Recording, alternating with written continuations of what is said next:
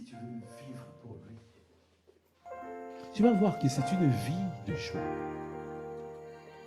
Quand tu vis pour le Seigneur, tu es dans la joie. Amen.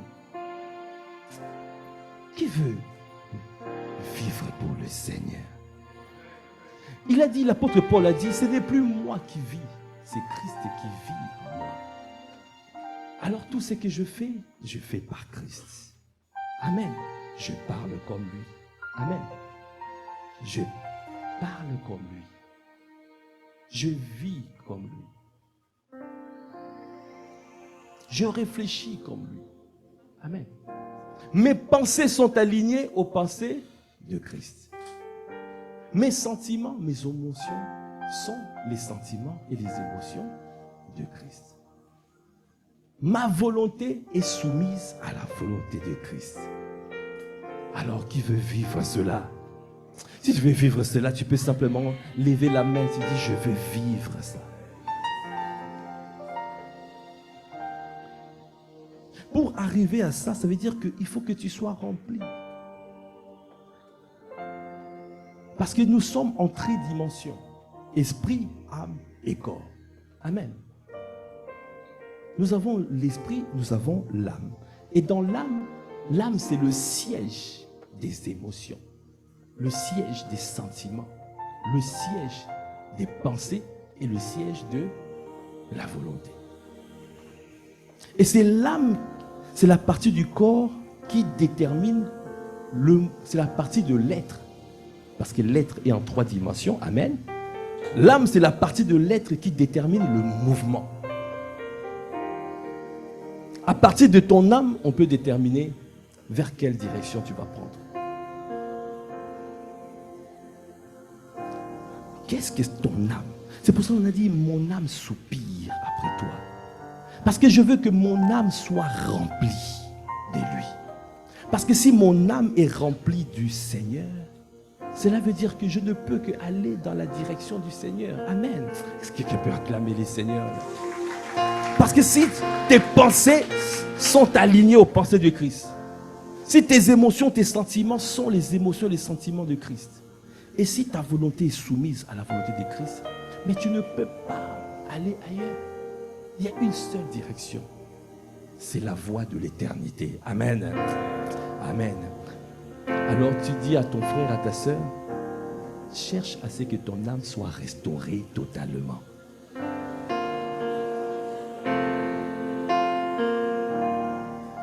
Amen.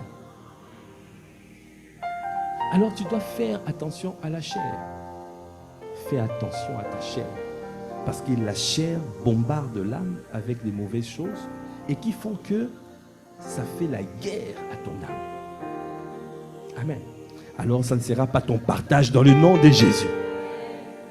Nous sommes ici à ICC Massy Palaiseau, les hommes et les femmes restaurés dans leur âme. Amen. Et de manière à vivre pour le Seigneur. Amen. Les pensées alignées aux pensées de Christ. Les émotions, les sentiments du Seigneur. La volonté soumise à la volonté du Seigneur. Et on appelle ça la discipline. Il faut que ton âme soit disciplinée. Dis que ton âme doit être disciplinée. Dis à ton frère, à ta soeur, ton âme doit être disciplinée. Tu dois discipliner ton âme. Amen. La chair doit être crucifiée. Amen. Parce que voilà, aujourd'hui, voilà, je vous explique. La chair doit être crucifiée. Crucifiée. La chair crucifiée. Et le corps? Le corps doit être... Quelqu'un peut dire, qu'est-ce que tu fais le mercredi soir? Va à la classe d'affermissement. Quelqu'un... Aïe, aïe, aïe, aïe, aïe, aïe, aïe, aïe. Et... ton corps doit être assujetti. Est-ce qu'on peut acclamer le Seigneur? Il y a ton voisin qui dit que je savais. C'est ça, ouais. Amen. Parce que c'est une étudiante de la classe d'affermissement. Est-ce qu'on peut acclamer le Seigneur pour... Amen. Amen. ton corps doit être assujetti.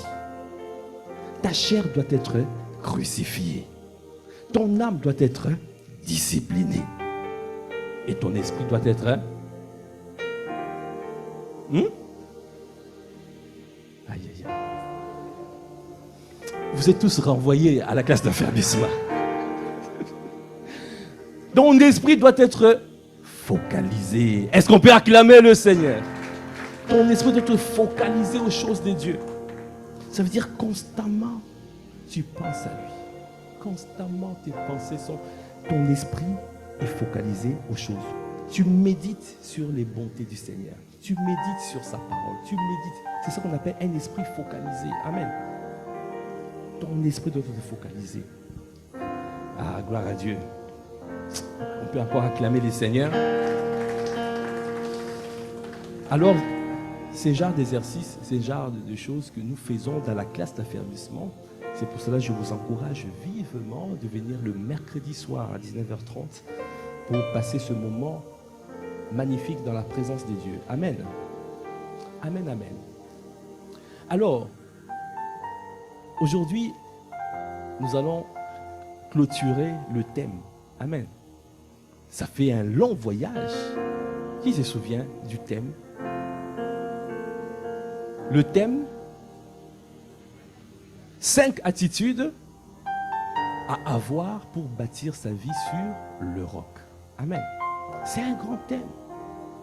Mais aujourd'hui, bon, après on rentrera dans les différentes choses, mais aujourd'hui on va clôturer, on va voir la 5e attitude. Amen. Amen. Comme ça, vous allez avoir toutes les attitudes à avoir. Vous allez comprendre toutes ces attitudes parce que c'est tellement crucial. C'est important d'adopter ces attitudes-là. Amen. Qui a déjà commencé à adopter ces attitudes? Amen. Mais il faut réécouter les enseignements. C'est très important, ces attitudes. Parce que tu verras ces attitudes-là, tu verras, celui qui adopte ces attitudes-là ne pourra pas échouer, ne verra que la réussite. Parce que nous sommes, tant que nous sommes sur la terre, et il y aura toujours des choses que nous soupirons pour, des choses que nous voyons, que nous voulons voir, mais nous ne voyons pas encore. Il y a des choses dans la vie que nous voulons enlever, mais qui perdurent. Parce que tant que nous sommes sur la terre, c'est normal, nous sommes sur la terre. Il y aura des choses qui perdurent. Alors le Seigneur a donné 5 attitudes pour que nous puissions mettre cela en pratique. Afin, quelles que soient les choses qui perdurent dans ta vie, que tu puisses arriver à la révélation de Christ. Est-ce que tu peux acclamer les Seigneurs? Parce que on a dit ici que la soif, c'est quoi? C'est un besoin pressant. C'est un désir ardent. Amen. C'est quelque chose que tu soupires après, tu aimerais voir dans ta vie. Il y en a, c'est un désir légitime. Il y en a, par exemple, je veux avoir un enfant.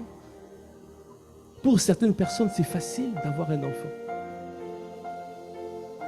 Amen. Ils se marient. 9 mois après, l'enfant est là. Mais il y en a d'autres. 3 ans, l'enfant n'est pas toujours là.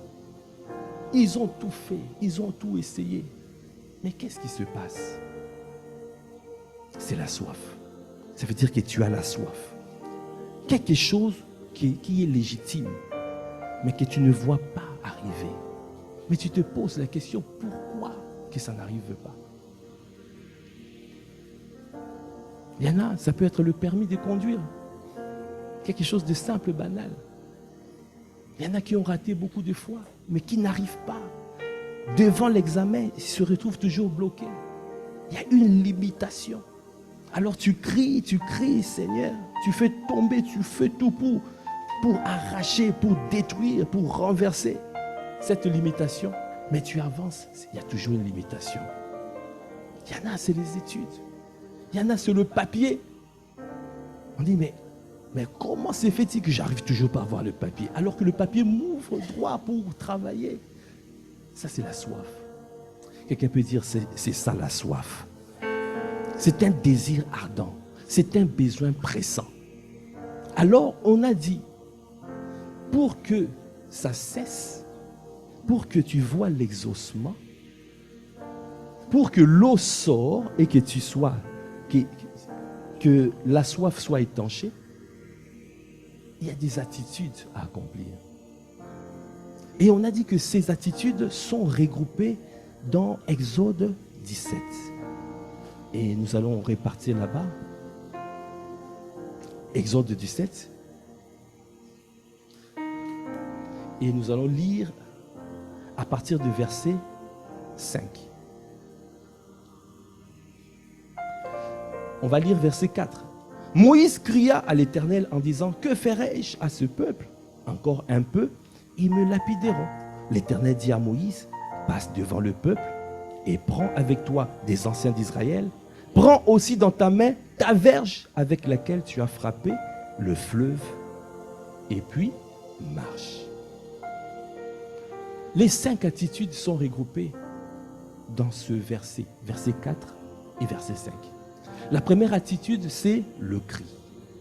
Donc quand tu as un besoin pressant, quand tu as un désir ardent, ne murmure pas. Nous avons dit qu'il ne faut pas murmurer. Parce que quand tu murmures, tu es en train de dresser un mur, un mur, un mur, un mur. Tu bloques ta vie et tu ne peux plus avancer. Quand tu murmures, tu es en train de ramener des nuages tout autour de toi. Et la parole de Dieu déclare dans Job 38, qui obscurcit mes desseins? Qui obscurcit mes desseins avec un discours dénué d'essence, sans intelligence? Celui qui murmure, c'est comme s'il est en train de dénigrer ce que Dieu fait ou ce que Dieu a fait. Alors, il y a un nuage qui vient tout autour. Et quand le nuage est là, c'est que nous avons dit, tu n'es plus localisable. Quelqu'un peut dire, aïe, aïe, aïe. Tu n'es plus localisable. Ça veut dire que dans le ciel, les caméras, on va chercher ton nom. Amen. On avait donné un nom là, j'ai oublié. On va chercher un autre nom. On va prendre un nom qui n'existe pas. Comme ça, quelqu'un ne peut pas être... Manderson. Amen. Ça n'existe pas. Quelqu'un va dire, mais le pasteur a parlé de moi. Non. On cherche Manderson au ciel, mais on n'arrive pas à le trouver. Pourquoi? Parce que Manderson était en train de murmurer. Mais Seigneur, tu m'as abandonné. Tout le monde regarde les voisins. Tout le monde travaille. Mais moi, je n'ai toujours pas le travail. À chaque fois, je n'ai pas le papier. Qu'est-ce qui se passe? Manderson se lamente. Quand tu te lamentes, il y a un nuage qui vient. Tu n'es pas localisable. Quelqu'un peut dire encore aïe, aïe, aïe. Et si tu n'es pas localisable, ça veut dire qu'on ne peut pas te bénir. Amen. Donc ça veut dire qu'on va te chercher. Il y a des fois même le colis de ta bénédiction arrive devant chez toi, mais on ne trouve pas d'adresse. Parce que tout devient flou. Quelqu'un peut dire aïe, aïe, aïe. C'est flou. Parce qu'on ne te voit pas. Qui obscurcit mes desseins avec le discours sans intelligence? Alors, Moïse a eu la bonne attitude. Qu'est-ce qu'il a fait? Il a crié à l'Éternel. Est-ce que quelqu'un peut acclamer les seigneurs? Tu dois crier à lui. Parce que quand le juste crie, l'Éternel entend, il le délivre de toute sa détresse. Ça veut dire que c'est la bonne attitude. Dis à ton voisin, à ta voisine, tu dois toujours crier à l'Éternel. Amen. Et nous avons dit, il ne faut pas seulement crier. Quand tu cries à l'Éternel, tu dois te mettre en mouvement. Et le mouvement, ça veut dire que tu dois te démarquer, tu dois pas être avec les gens qui se lamentent, qui murmurent. Donc tu passes devant le peuple, les gens qui se lamentent, non, tu te démarques, tu prends de temps perso, des temps de retraite. Ça ne veut pas dire quitter l'église, ça ne veut pas dire quitter le service. Simplement, tu as de temps avec le Seigneur où tu cries à lui. Et dans ta marche avec le Seigneur, ça veut dire que tu vis une vie de piété et d'obéissance. Amen. Et quand tu agis comme cela, là, tu es en train de passer devant le peuple. C'était la deuxième attitude. Et la troisième attitude, on a dit, ne reste pas seul. Tu dois chercher les anciens. Tu dois chercher les personnes qui peuvent t'aider dans ta destinée. Amen. Et ces personnes-là, on a dit, ce sont les associations. Et dans ces associations, nous avons parlé des pères, amen. Il y a des pères, amen. On a parlé des fils, amen. C'est important d'avoir des fils. Les fils déchargent, amen. Il est bon d'avoir des fils. Les fils déchargent. Parce que sinon, tu ne peux pas être partout. Aujourd'hui, nous avons ICC Viry-Châtillon qui a ouvert les portes. Est-ce qu'on peut acclamer le Seigneur? Et il y a un fils de la maison qui est là-bas. Donc, je ne peux pas être ici et à Viry en même temps. Est-ce qu'on peut acclamer le Seigneur? Vous voyez, pour les fils, il est bon d'avoir des fils. Il est bon. Parce que les fils sont là. Ça donne la joie. Amen. Gloire à Dieu. On a parlé des pères, on a parlé des fils, on a parlé des amis, des partenaires des destinées. On a parlé des ennemis aussi.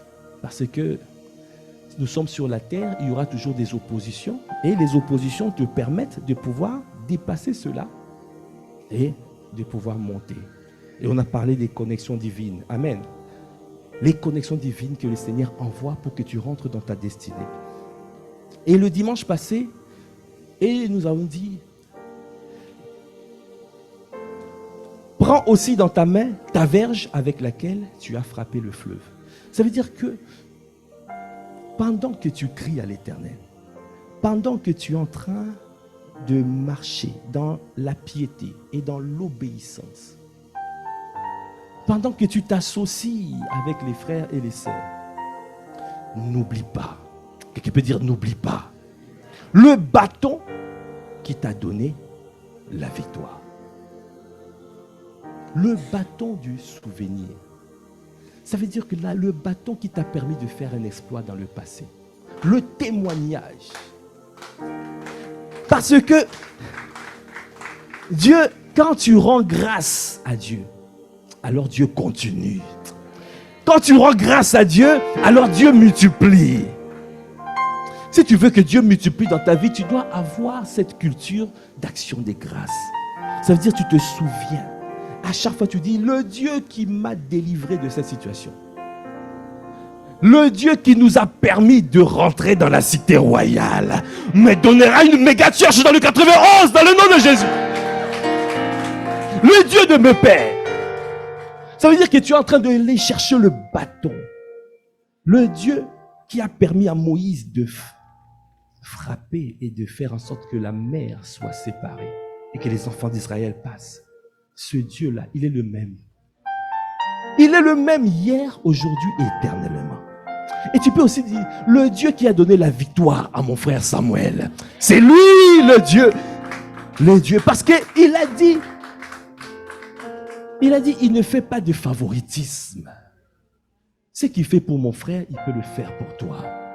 Alors quand Dieu fait un miracle, tu dois être dans la joie. Tu dois être dans la joie. Est-ce que tu peux acclamer le Seigneur? Est-ce que tu peux acclamer véritablement le Seigneur? Et grâce soit rendue à notre Dieu, parce que dans cette maison, nous voyons des miracles, des cascades de miracles.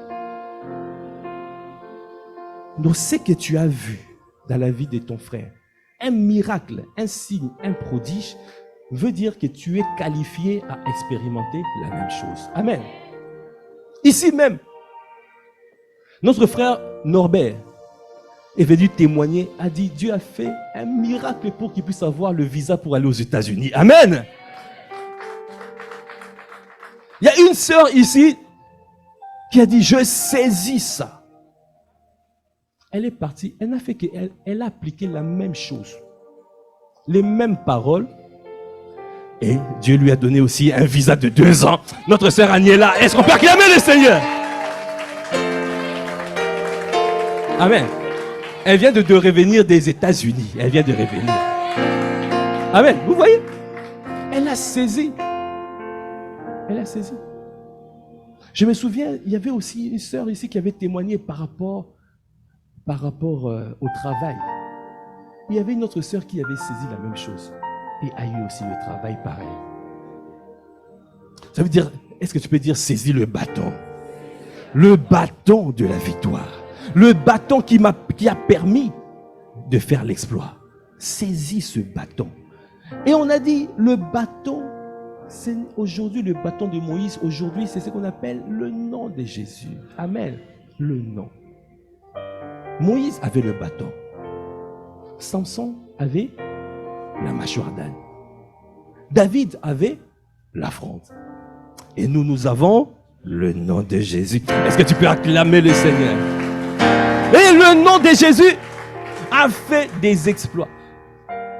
Le nom de Jésus, à la mention du nom de Jésus, tout genou fléchit. Toute langue confesse qu'il est le Seigneur des Seigneurs, qu'il est le Roi des Rois. Le nom de Jésus est une arme et le nom de Jésus est un canal d'accès à la gloire de Dieu. Par le nom de Jésus, aujourd'hui, tu es ici. Amen. Ça veut dire que tu as accepté Jésus. C'est un miracle. Est-ce qu'on peut acclamer le Seigneur parce que Dieu a fait un miracle dans nos vies? Et si tu parles en langue, c'est un miracle. Parler en langue, c'est un miracle. Tu parles la langue des anges. Des choses que tu ne comprends pas, tu parles de mystère. C'est un miracle. Le Dieu qui t'a permis de naître de nouveau, le Dieu qui t'a permis de parler en langue, c'est le même Dieu qui va te donner la victoire.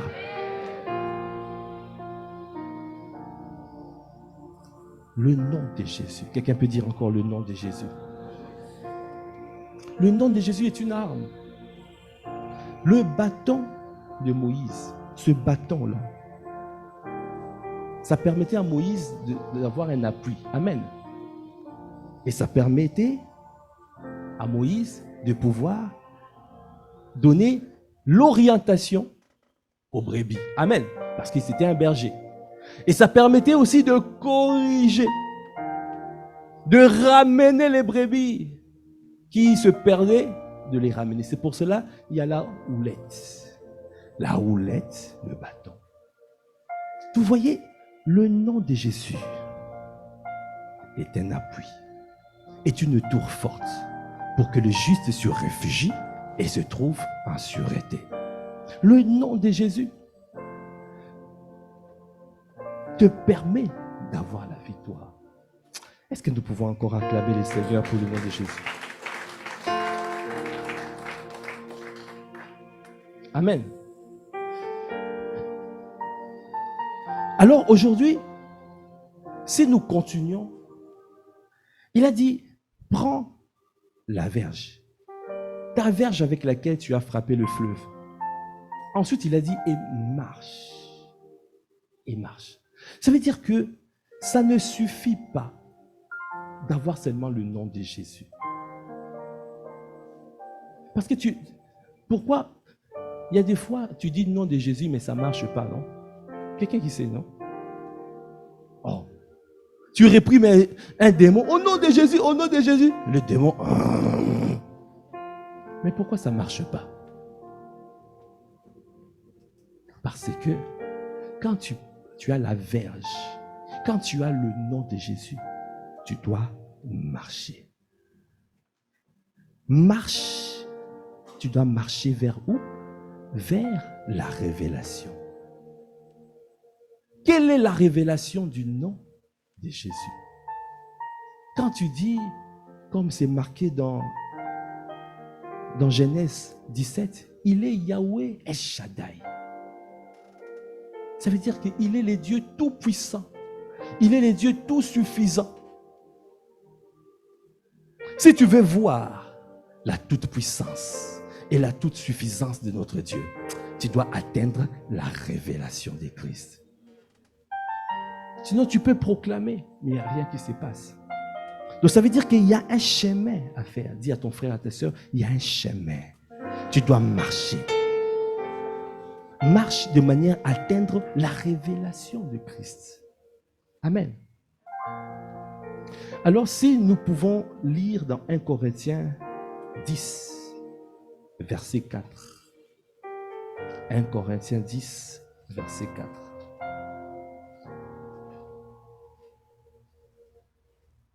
La parole de Dieu, on va commencer à verset 1. On commence à verset 1. 1 Corinthiens 10. Frères, et je ne veux pas que vous ignoriez que nos pères ont tous été sous la nuée, qu'ils ont tous passé au travers de la mer, et qu'ils ont tous été baptisés en Moïse, dans la nuée et dans la mer, qu'ils ont tous mangé le même aliment spirituel, et qu'ils ont tous bu le même breuvage spirituel. Car ils buvaient à un rocher, et ce rocher était Christ. Est-ce qu'on peut acclamer le Seigneur? Ça veut dire que quand ils étaient dans le désert, il y avait un rocher qui était là. Et quand le peuple avait soif, quand le peuple a murmuré, Dieu a dit à Moïse, prends la verge et va chercher le rocher. Ça veut dire va vers la révélation. Va de manière à parler ou à frapper, parce que c'est le Seigneur qui va te dire qu'est-ce que tu feras par rapport à ce rocher. C'est pour cela, la première fois, Dieu lui a dit frappe. Et quand il a frappé le rocher, l'eau est sortie. Le peuple était abreuvé. Le peuple était dans la joie. La deuxième fois, une autre fois, Dieu lui a dit parle au rocher. Et qu'est-ce qu'il a fait Moïse? Il a frappé à 2 reprises. Donc, cela veut dire que la révélation, quand tu arrives à la révélation, tu ne peux pas appliquer ce que tu as fait hier. Donc ça veut dire que tu as une révélation particulière. La révélation est individuelle et particulière. Ce n'est pas une question de révélation collective. Quelle est la révélation du nom de Jésus que tu as? Qu'est-ce que tu as vu? Qu'est-ce que tu as expérimenté?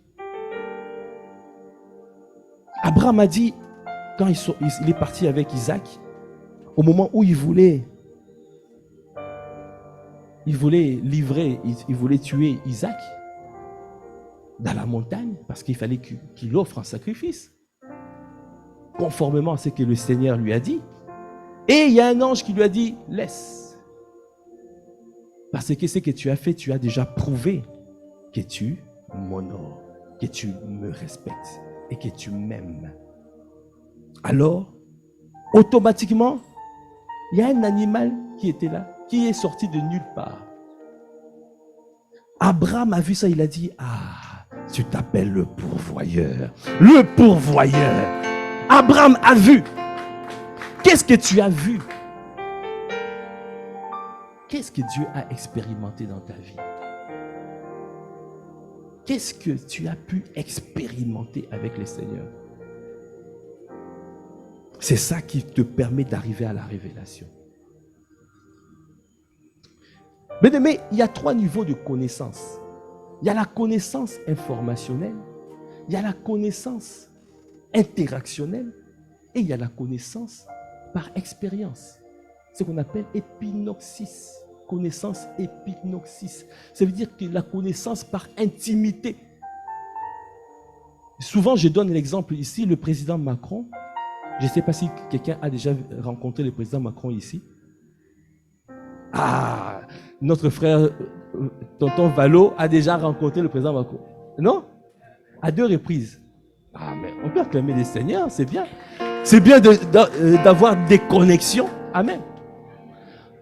Bon, nous autres, on ne l'a pas encore rencontré. On le voit à la télé. Parfois, on le voit de loin.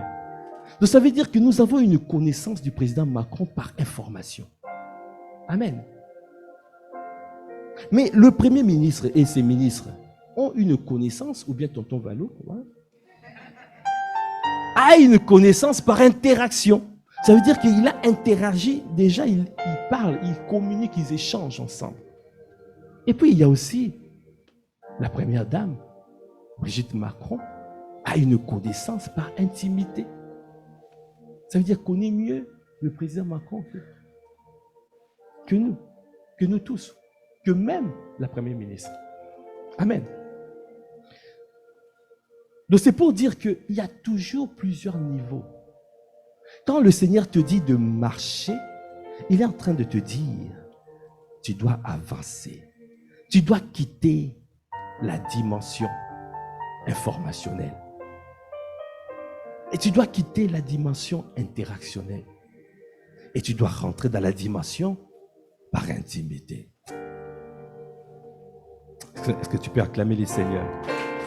Alors je vais dire ça d'une autre façon. Je vais dire ça d'une autre façon. Tout à l'heure, nous avons parlé que nous sommes faits comment? En tridimension. Esprit, âme et corps. Amen. Donc nous avons la chair.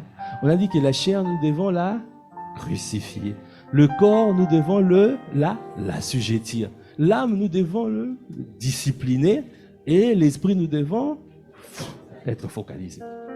Je pense que c'est rentré. Amen. Voilà, à la maison, quand tu rentres ce soir, tu mets des post-it, tu vas à la cuisine, sur le frigo. Mon âme, discipline-toi. Ne sois pas abattu, mon âme. C'est comme ça. C'est comme ça. Ton corps, tu dois... Apôtre Paul a dit, je traite durement mon corps. Tu dois assujettir ton corps. Ne permets pas à ton corps de faire tout. Ta main là est baladeuse. Non! Tu regardes un film, le cinéma sur Netflix, pour ne pas donner, pour ne pas faire la pub. Quelque chose Flix à la télé. Et tu regardes comme ça. Ta main commence à aller vers un paquet de chips.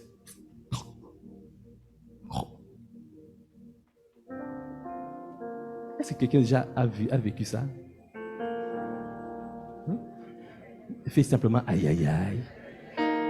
Si tu fais ça, répands-toi. Dis à ton frère, à ta soeur, répands-toi, répands-toi. Aujourd'hui, on t'a démasqué. Répands-toi. Ton corps doit être assujetti. Ça veut dire que non. Et la chair, ça veut dire les désirs, ces désirs-là. Donc ça veut dire que Dieu est en train de te demander de quitter la dimension de la chair, de quitter la dimension de ton âme et d'arriver à la dimension spirituelle. De comprendre ce que Dieu voulait dire. Quand par exemple, il y a le mariage, tu dois te marier. Tu peux prendre ça d'une manière charnelle, tu peux prendre ça d'une manière émotionnelle, avec sentimentale, ou tu veux prendre ça d'une manière spirituelle. Est-ce que quelqu'un comprend?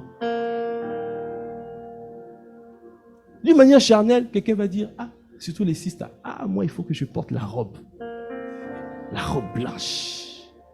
C'est comme ça là. Le bro va dire, enfin, nous allons consommer. Aïe, aïe, aïe. Quelqu'un peut dire aïe, aïe, aïe. Mais regarde, le bro là, il est en train de faire semblant. Pourquoi tu fais semblant? Ne fais pas semblant. C'est ce que dit Pasteur Jacques. Pasteur Jacques dit, mais la femme pense aux robes, mais le bro est en train de penser, quand est-ce que ce jour-là va arriver? Le bro, ouais. Vous faites comme si. Quelqu'un peut dire aïe aïe aïe. Là tu vois les choses charnellement. Le mariage, tu dis simplement voilà, c'est physique, va se voir. C'est ça. Mais ce n'est pas ça le mariage. Si tu prends ça au niveau de l'âme, Et là, ce n'est plus, tu quittes cette dimension de l'amour, maintenant c'est dans les sentiments. Les sentiments, les émotions, toutes. C'est pour cela que tu vois, il y a des films, oh non, il faut que ça soit comme ça, il faut que les images soient comme ça, parce qu'il faut que je sois comme ça. Il y a plein, c'est les émotions qui parlent, les sentiments qui parlent, des systèmes de pensée. Ça, c'est au niveau de l'âme. Mais quand tu prends ça au niveau spirituel, tu vas comprendre que le mariage est un mystère. Que le mariage est un mystère.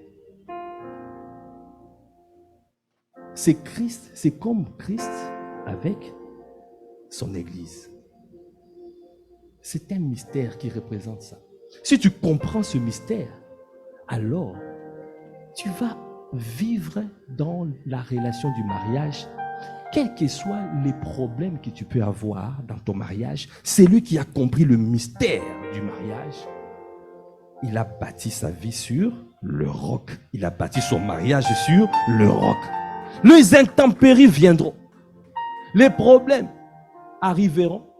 Mais ces problèmes-là n'empêcheront pas, ne pourront pas te dire non, il faut que j'aille divorcer ou je dois aller ailleurs. Jamais. Parce que tu as compris la notion du sacrifice. Tu as compris que le mari, son rôle, c'est de se livrer pour sa femme. Et la femme a compris que son rôle, c'est pour être une aide et un bonheur. Est-ce qu'on peut acclamer les seigneurs? Elle est sous une mission. Donc c'est une question de mystère. Dis à ton frère, c'est juste une question de mystère. Dis encore, c'est une question de révélation. Marche. Lève-toi et marche. Ah, je n'ai pas donné le titre. Le titre de ce message aujourd'hui, c'est Lève-toi et marche. Lève-toi et marche.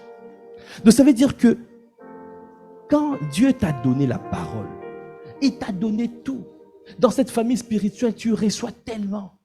Nous recevons la parole. Mais normalement, si tu appliques, ça doit fonctionner. Mais pourquoi ça ne marche pas tout le temps? C'est parce que tu n'as pas marché. Dis encore à ton frère, à ta soeur, lève-toi et marche. Amen. Lève-toi et marche. Si je veux dans Matthieu 16, vous allez voir ce passage dans Matthieu 16.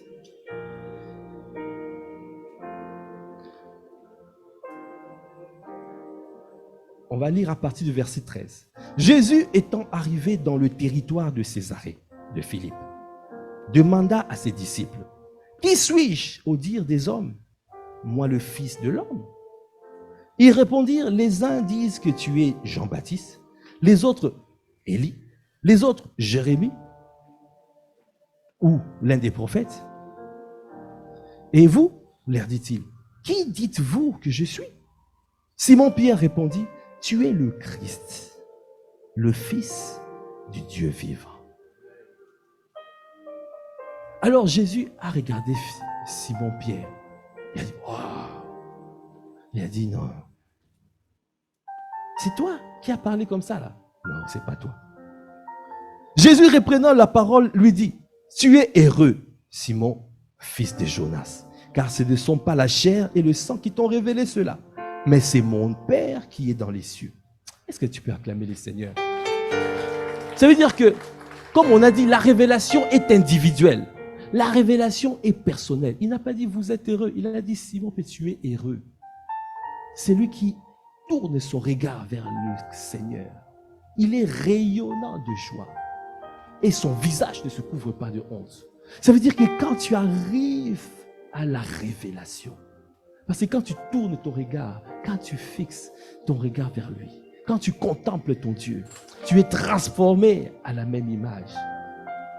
Tu es transformé, tu vois la gloire de Dieu, transformé à la même image de gloire en gloire. Tu parviens à la révélation. Et tu es heureux, tu es rayonnant de joie. C'est pour ça qu'il a dit, tu es heureux. Tu es heureux de recevoir cette parole. Parce que ce n'est pas ni la chair, ni le sang. Ce ne sont pas la chair et le sang qui t'ont révélé. C'est là. La chair, ça fait l'allusion à ce qu'on a dit, ça veut dire la chair. La chair.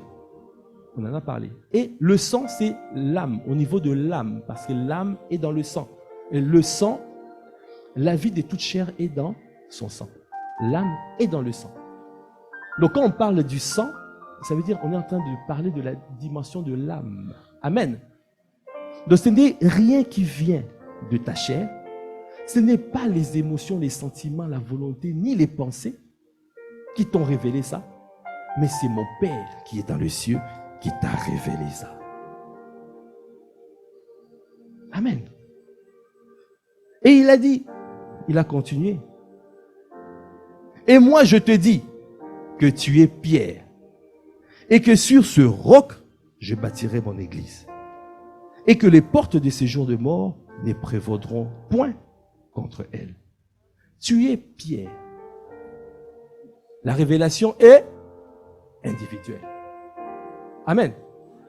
C'est toi qui as reçu la révélation. C'est toi. Tu es Pierre. Et sur ce roc, sur la révélation, sur Christ le rocher, sur le roc, sur cette révélation-là, parce qu'on a dit tu bâtis, tu dois bâtir sur la révélation de Christ, sur la révélation de Christ que tu as reçue, tu dois savoir que les portes de séjour de mort ne prévaudront pas. Donc ça veut dire que si tu as compris la révélation du mariage, le mystère qui est caché, quelles que soient les disputes qui peuvent arriver, jamais vous allez vous séparer. Quels que soient les affronts de l'ennemi, quels que soient les problèmes qui peuvent arriver de l'extérieur, rien ne pourra vous séparer. Parce que c'est marqué dans cette parole, les portes de séjour de mort ne prévaudront pas. Si tu as reçu la révélation, pourquoi Dieu t'a positionné dans un travail? Parce qu'il y en a qui, tu es dans un travail, Dieu t'a mis dans un travail, mais tu ne comprends même pas pourquoi, tu ne sais même pas, tu n'as pas la révélation pourquoi tu es là. Parce que toi-même, tu ne te connais même pas, tu ne sais même pas qui es-tu. Tu ne sais même pas pourquoi tu es dans ce travail. Donc tu travailles, tu es exploité parce que qui es-tu? Tu ne connais pas? Pourquoi es-tu là-bas? Ton but, tu ne connais pas? Ta vision, où vas-tu? Tu ne connais pas? Mais tu es exploité. Tu ne connais pas les ressources, qu'as-tu? Tu ne connais pas. On t'exploite. Et quand tu vas rencontrer une difficulté avec ton responsable, tu vas dire, ah, je quitte le travail. Quelqu'un peut dire, aïe, aïe, aïe, aïe. Mais si tu es parvenu à la révélation de Christ, ça veut dire que Dieu t'a dit pourquoi tu es dans ce travail. Quels que soient les problèmes, mais quels que soient les coups bas, quels que soient les embûches, quel que soit tout ce qu'on peut faire pour... Parce que Satan fera tout pour t'enlever de ton canard, de l'endroit où Dieu t'a positionné. Tu dois résister. Résiste au diable, il s'en ira loin de toi. Mais celui qui résiste, c'est celui qui a compris. Parce que si tu as compris, les portes de séjour des morts ne prévaudront pas contre toi. Quelqu'un peut dire amen à cette parole. Si tu as compris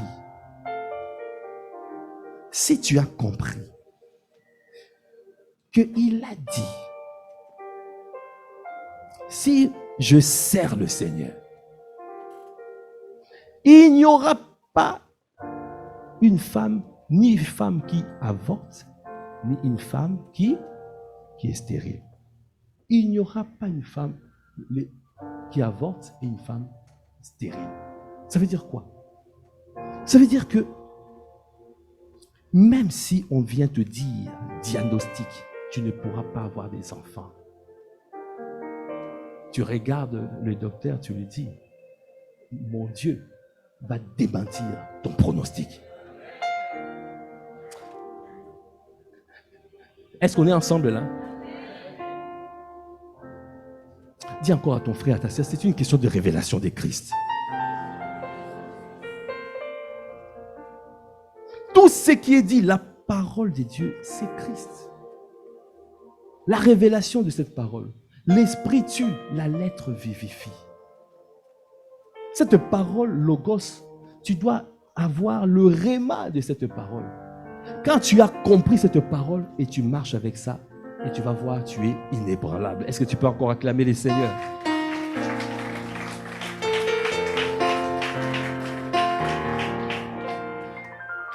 Il a dit, la suite, je bâtirai mon église. Et que les portes de séjour de mort ne prévaudront pas contre elle. Ensuite, il a dit, je te donnerai. Il n'a pas dit, je vous donnerai.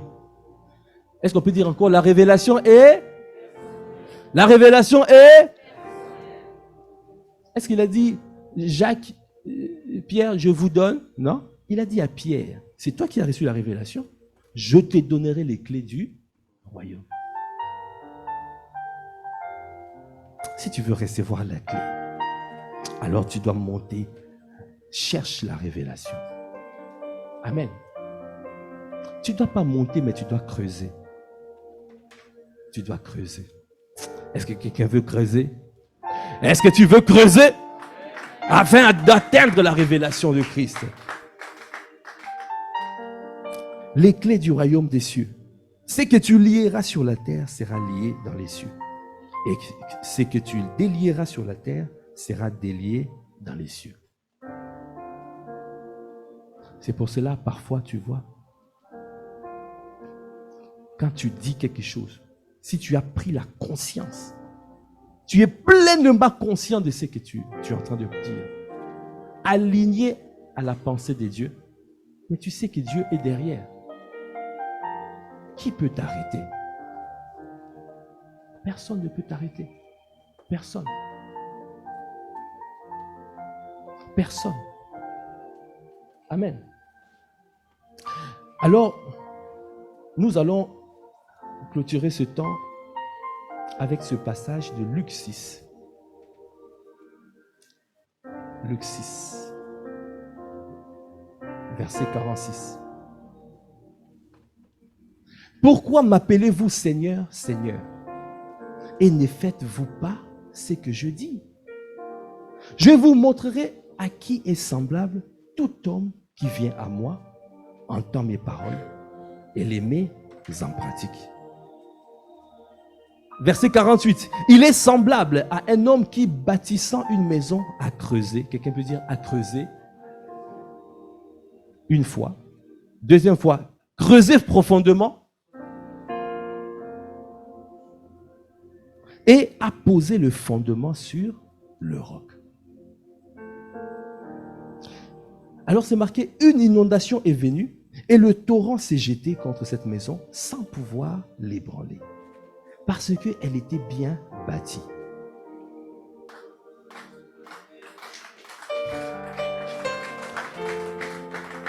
C'est lui qui est semblable. Je vous montrerai qui est semblable. À qui est semblable? Tout homme qui vient à moi.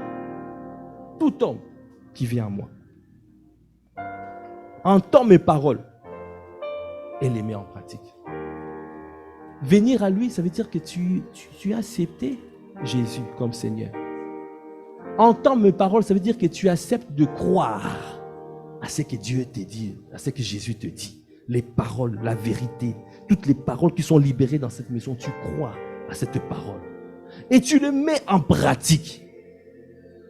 Quand tu agis comme ça, tu es comme quelqu'un, un sage architecte qui a creusé. Une fois, qui a creusé profondément, deux fois. Ça veut dire qu'il a quitté la dimension de la chair. Il a quitté la dimension de l'âme et il est rentré dans la dimension de l'esprit. Et il a compris le véritable sens de la parole. Pourquoi Dieu a donné? Pourquoi Dieu a dit? Pourquoi Dieu nous a rassemblés ici? Est-ce que nous sommes ici juste pour prier? Ou nous sommes ici pour devenir des témoins conquérants? Ah. Si tu viens simplement pour prier, on va rester entre nous. On va faire un peu comme un club med, c'est ça? Comme frat, tout ça. On est bien entre nous. Hein, Jeannette? On adore, on est bien entre nous. Mais Dieu va vous dire, mais ce n'est pas la finalité. La finalité, c'est aller et faire des nations des disciples. Donc quand tu es ici, tu sais que je suis en train de me former pour aller. Alors je fais tout pour mettre les choses en place de manière comment faire, quelle stratégie développer pour aller, pour atteindre la ville, pour toucher la ville. Comment faire? Amen.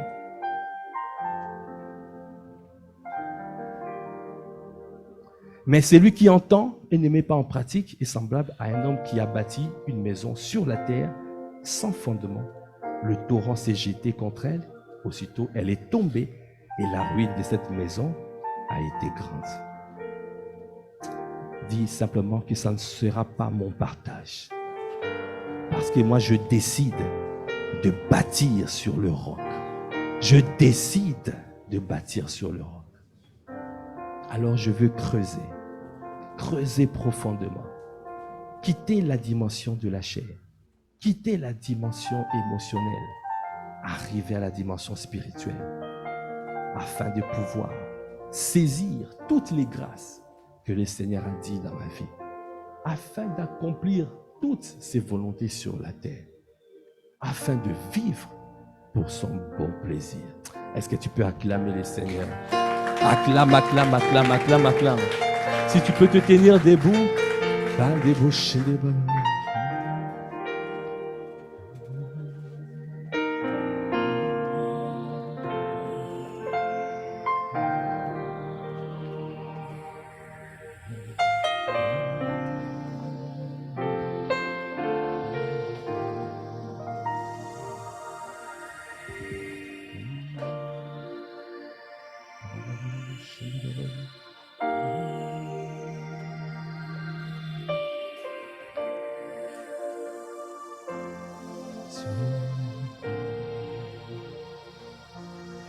Tu es Dieu, tu es Dieu, tu es Dieu. Tu es Dieu, tu es Dieu, tu es Dieu. Tu es Dieu, tu es Dieu, tu es Dieu. Tu es Dieu, tu es Dieu, tu es Dieu. Est-ce que tu peux lever la voix pour dire tu es Dieu, tu es Dieu, tu es Dieu. Tu es Dieu, tu es Dieu, tu es Dieu. Quand je regarde les montagnes, je regarde les vallées, je regarde la mer, ô Seigneur, tu es. Est-ce que tu peux dire quand je regarde les montagnes, je regarde les vallées, je regarde la mer, ô Seigneur, ô tu es. Oh, quelqu'un peut dire quand je regarde les montagnes, quand je regarde tout ce que tu as accompli, accorde-moi la grâce, Seigneur, de comprendre, de recevoir la révélation, le précepte, de comprendre pourquoi tu as créé ces choses, comment toute chose qui a été créée a un but. Tout ce que Dieu fait a un but. Il fait rien pour rien. Il fait toutes choses pour un but. Accorde-moi, Seigneur, de monter. Accorde-moi la grâce d'arriver, de parvenir à la révélation de Christ. Est-ce que tu peux dire quand je regarde tout ce que tu as créé, quand je regarde tout ce que tu as fait, quand je regarde, accorde-moi la grâce de pouvoir creuser profondément. Oh, garder ta parole, comprendre, parvenir à la révélation. Seigneur, dans toutes les choses, quand je regarde, quand je contemple ce que toi tu as fait, donne-moi, Seigneur, à contempler, de ne pas rester superficiel, de ne pas rester charnel, de ne pas rester émotionnel, mais d'arriver à la vérité, à la révélation de Christ. Est-ce que tu peux dire tu es, oh tu es le Dieu de victoire, le Dieu de miracle, le Dieu qui dit la chose et s'accomplit. Donne-moi simplement à creuser, donne-moi à creuser profondément, donne-moi à creuser jusqu'à arriver à la révélation de Christ. Donne-moi à creuser. Je ne veux pas rester superficiel. Je ne veux pas rester traditionnel. Je ne veux pas rester émotionnel ni charnel. Donne-moi à chercher le monde spirituel. Dans le monde spirituel, de chercher le précepte, de chercher la parole. Seigneur, viens imprimer dans les tables de mon cœur la révélation de ta parole qui est claire et qui donne l'intelligence aux simples. Oh, tu es, parce que tout ce que tu fais, c'est pour tu me donnes la victoire. Si je comprends, si je réalise pourquoi tu as fait des choses, je me connecte à la source, alors je pourrais faire comme Abraham, à Moïse, a frappé le rocher et l'eau est sortie.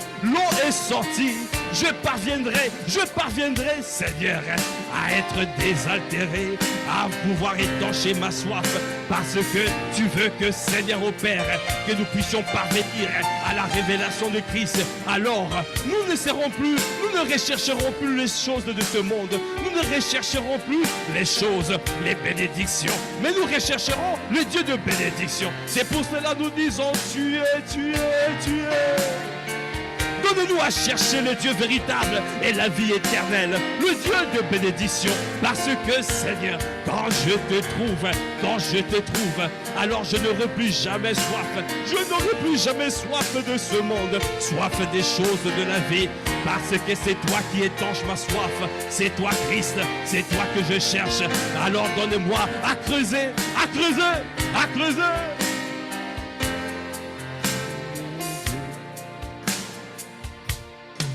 Tu es Dieu, oh Seigneur.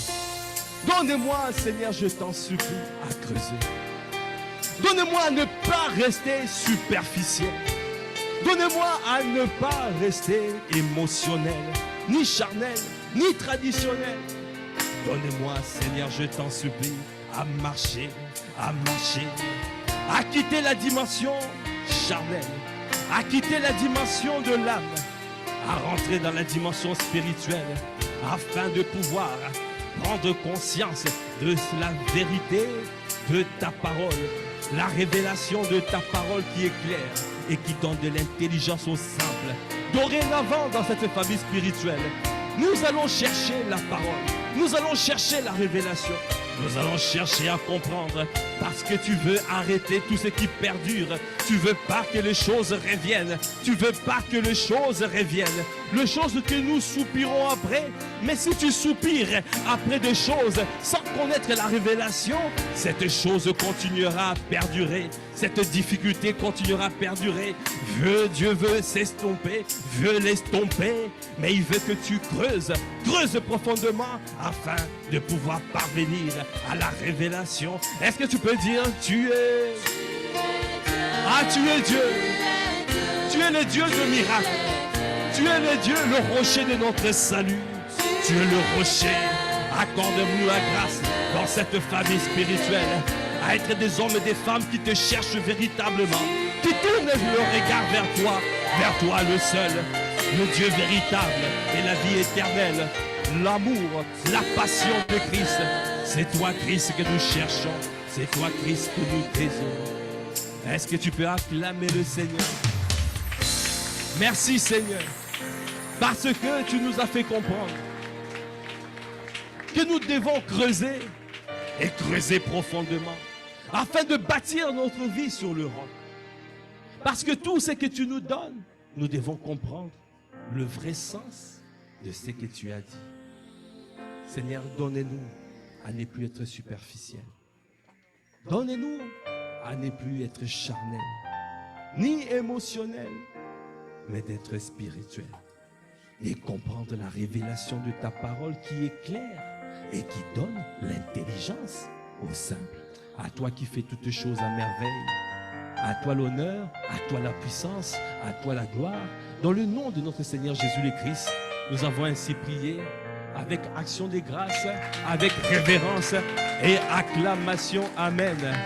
Amen, amen, amen, amen. Gloire à Dieu.